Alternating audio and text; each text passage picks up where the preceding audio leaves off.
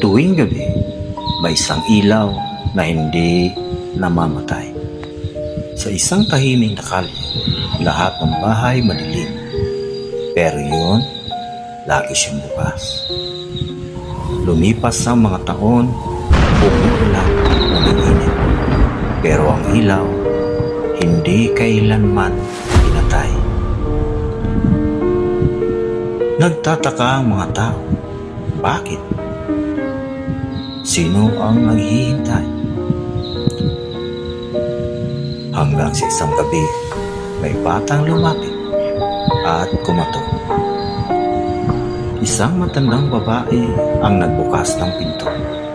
Mag-isa lang siya sa loob ng lumang bahay, punong-puno ng alaala. Tinanong siya ng bata, bakit po hindi niyo pinapatay ang ilaw? Ngumiti siya. Mahina, pero ramdam. Para kung umuwi siya, hindi siya maliligaw. Dahil minsan, ang paghihintay hindi natatapos.